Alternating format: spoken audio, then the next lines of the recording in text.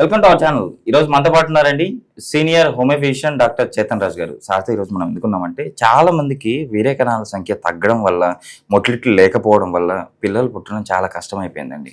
అలాంటి వాళ్ళకి హోమియోపతిలో ది బెస్ట్ మెడిసిన్స్ ఉన్నాయి. అట్ ద సేమ్ టైం ఒక మంచి హోమ్ రెమెడీ చెప్తాను, ఇంట్లో చక్కగా ఇది ప్రిపేర్ చేసుకొని తాగితే వీర్య కణాల సంఖ్య బాగా పెరుగుతుందని చెప్పేసి అంటున్నారు సార్. అది ఎలానో సార్ ద్వారా తెలుసుకుందాం. నమస్తే సార్. నమస్తే సార్. సార్, వీర్య కణాలు సార్ అంటే పిల్లలు పుట్టకపోవడానికి కారణం ఫస్ట్ మేల్ ఇన్ఫెర్టిలిటీ.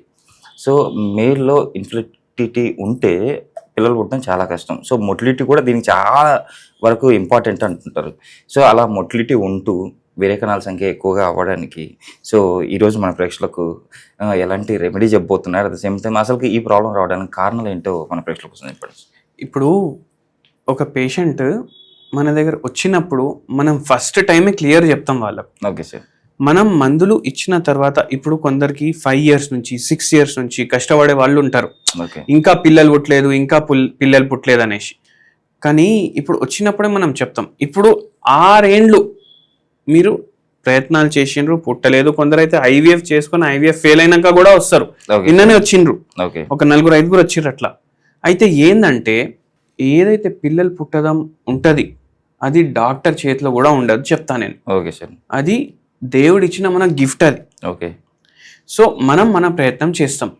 మనం ట్రీట్మెంట్ స్టార్ట్ చేసినాక కొందరికి ఫస్ట్ 2 months లోనే ప్రెగ్నెన్సీ కన్ఫర్మ్ అవుతుంది, కొందరికి 6 months కి అవుతుంది, కొందరికి 1 year కి అవుతుంది. కానీ ఇప్పుడు చాలా మందికి పిల్లలు పుట్టుడు చాలా కష్టం అయిపోయింది. మీరు చెప్పినట్టు చాలా మేల్స్ కి వీర్య కణాలు తగ్గిపోతున్నాయి. ఎందుకు తగ్గుతున్నాయి?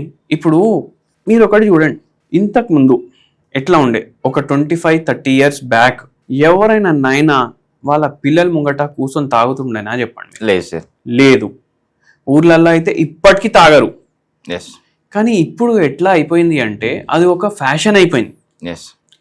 ఏ బాటలు తాగుతున్నా, ఎంత తాగుతున్నా, ఎంత ఖర్చు పెట్టి తాగుతున్నా, ఎంత మందికి తాగిపిస్తున్నా, అవునా కదా?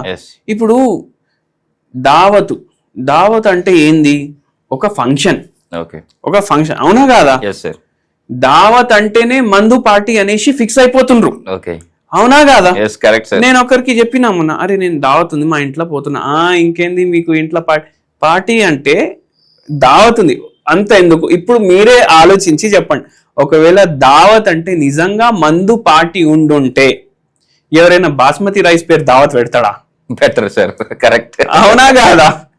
వాడు దావత్ అని పెట్టింది. దావత్ అంటేనే ఫంక్షన్. ఇప్పుడు మన ఫ్యామిలీ గ్యాదరింగ్ అంటే దావత్ అంటే అందరూ కూర్చొని మాట్లాడడం, భోజనం మంచిగా తిని ఎంజాయ్ చేయడం. ఇప్పుడు ఎట్లా అయిపోయిందంటే ఫ్యాషన్ లాగా అయిపోయింది. దాంట్లో ఏంది, ఇప్పుడు అందరు కూర్చొని తాగడం, రోజు తాగడం. కొందరికైతే నేను డైలీ తాగుతా. అరే తాగుతే తాగు, కానీ నీ శరీరానికి ఏమైతుంది అది కూడా ఆలోచించు, అవునా కదా? ఇప్పుడు మనం తాగొద్దండి అని చెప్తే ఏం చెప్తారు? ఏముంది సార్, లివర్ ఖరాబ్ అవుతుంది కదా. అరే వీర్య కణాలు కూడా తగ్గుతాయి అనేసి ఆలోచించారు. వీర్య కణాలు తగ్గుతే ఏంది? అరే ఇంకా నేను 23 years, నేను 32-33కి పెళ్లి చేసుకుంటా, అప్పటికి మొత్తం అజుస్పర్మే అయిపోతుంది. ఇంత తాగి తాగి తాగి తాగి సాధించేది ఏం లేదు, వచ్చే లాభం ఏం లేదు, నష్టమే.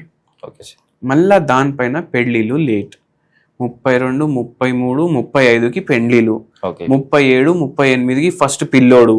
వాడు పెద్దగా అయ్యేసరికి 20 ఏండ్లు వచ్చేసరికి 58 years వచ్చేస్తాయి, అవునా కదా? 58కి మన్మళ్ళు మన్మరాలు ఒళ్ళో పెట్టుకొని ఆడుకునే ఏజ్ అది. ఇంకా 2 ఏండ్ల రిటైర్మెంట్. ఇంతకుముందు 58 రిటైర్మెంట్, అవునా కదా? అయితే మీరు ఇంత డిలే చేస్తున్నారంటే స్పర్మ్ క్వాలిటీ విదేశ్ తగ్గుతుంది. మీరు ఇట్లా దావత్లు, ఎంజాయ్మెంట్, అది ఇది ఆల్కహాల్ ఇంత దావుతే ఏమైతుంది? తగ్గిపోతుంది స్పర్మ్ కౌంట్. పిల్లలు పుట్టడం ఇంకా కష్టం అయిపోతుంది, అవునా కాదా? నేను చెప్పేది మీకు కరెక్ట్ అనిపిస్తుందా లేదా? అయితే మీరు దావత్ అంటే first of all social living పెంచుకోండి. ఇప్పుడు జనాలు కల్చరే తక్కువ అయిపోయింది. ఇప్పుడు ఎవరికైనా ఇంటికి పోండి, మీరు చుట్టాలి, ఎందుకు వచ్చిండ్రా బయడు, ఏమైనా పని ఉందా అనేసి అనిపిస్తుంది. ఇంతకుముందు సండే వస్తే మామ ఇంటికి, అత్త ఇంటికి, పిన్ని ఇంటికి, అందరి ఇంట్లోకి పోతుండే, సోషల్ గ్యాదరింగ్లు ఉంటుండే. అంటే దావత్ ఉంటుండే. దావత్ అంటే ఏంది? కలిసి తినడం, మాట్లాడుకోవడం, అంతే, ఫ్యామిలీ గ్యాదరింగ్. ఇప్పుడు ఫ్యామిలీ గ్యాదరింగ్లలో కూడా ఆల్కహాల్ గుసాయిస్తున్నారు మొత్తం, అవునా కదా? వెస్టర్న్ కల్చర్, వెస్టర్న్ మీడియా, ఏమైతుంది మీరు చెప్పండి? సొసైటీ ఏ డైరెక్షన్లో పోతుందో ఆలోచించండి, సొసైటీది వదిలేసేయండి.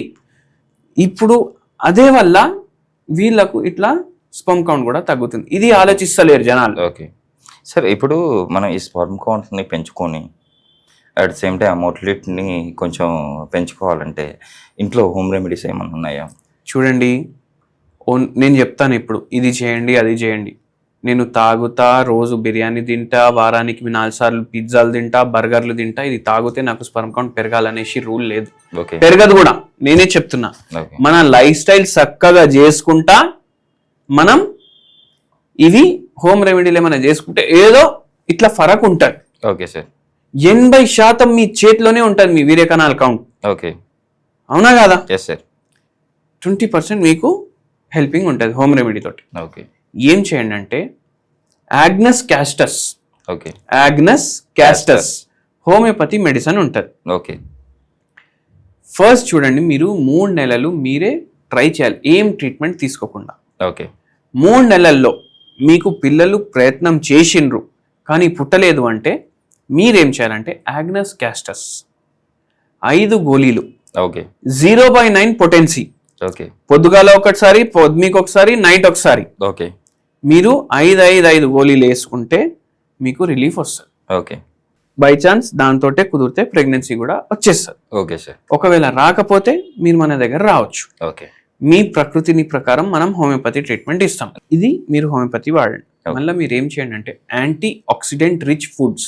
ఓకే, చింతపండు మీరు వినే ఉంటారు, డైలీ తింటాడు ప్రతి తెలుగు వాడు. చింతపండు ఏదో రూపంలో తింటాడు రోజు, కరెక్ట్, వానికి తెలియకుండా. పులుసు అన్న తింటాడు, లేదంటే రసంలో అయినా తింటాడు, సాంబార్లో అయినా తింటాడు. సరే, రసం తినలేదు, సాంబార్ తినలేదు, ఏం మన ఇంట్లో పొడులు ఉంటాయి కదా, దాంట్లో కూడా జర చింతపండు ఏదో రూపంలో చింతపండు కంపల్సరీ పోతుంది. Okay sir. చింతపండు మంచి యాంటీ ఆక్సిడెంట్. అందరు ఏమంటారు, అరే చింతపండు పులుపు తింటే గ్యాస్ వస్తుంది, పులుపు తింటే మోకాలు నొప్పులు వస్తాయి, పులుపు తింటే షుగర్, ఇట్లా రాంగ్ నోషన్స్ ఉన్నాయి. ఓకే, చింతపండు పులుసు షుగర్ని కూడా కంట్రోల్ చేయడానికి హెల్ప్ చేస్తుంది. Okay sir. అట్లనే యాంటీ ఇన్ఫ్లమేటరీ, యాంటీబయాటిక్ ప్రాపర్టీస్ కూడా ఉంటాయి, anti inflammatory, anti oxidant properties కూడా ఉంటాయి. ఓకే, ఆటోమేటికలీ మీరు ఫిజికల్ యాక్టివిటీ పెంచుకొని, టైంకి తిని, టైంకి పడుకొని, ఎవరి గురించి పట్టించుకోకుండా ఇది చింతపండు పులుసు రోజు మధ్యాహ్నం 1 గ్లాసు, నైట్ 1 గ్లాస్ డైలీ తాగండి. పొద్దున గ్లాసు, నైట్ 1 గ్లాస్, మధ్యాహ్నం 1 గ్లాస్. ఓకే, చింతపండు పులుసు తాగండి. ఓకే, ఉప్పు జర తక్కువ వేసుకోండి, ఎట్లయినా సారే ఉంటాడు టేస్ట్. సో ఇది మనకు హెల్ప్ చేస్తుంది. Super sir. అసలు ఈరోజు మన ప్రేక్షకులకు మంచి హోమియోపతి మెడిసిన్ గురించి, అట్ ద సేమ్ టైం మంచి రెమెడీ గురించి, చింతపండు ప్రయోజనాలు అని చెప్పాలి ఇవి, దానివల్ల వీర్యకణాలు పెరుగుతాయంటే కంపల్సరీ మన ప్రేక్షకులు కూడా ట్రై చేస్తారు. దాంతో పాటు వాళ్ళు ఫిజికల్ లైఫ్ స్టైల్, హెల్త్ అవన్నీ కూడా చూసుకోవాలి. ఓన్లీ చింతపండు పులుసు తాగి ఎవ్వరికి పిల్లలు పుట్టినోళ్ళు లేరు. ఓకే సార్, అవునా కాదా? ఎస్, అన్ని పాటించాలి, దాంట్లో ఇది ఒకటి.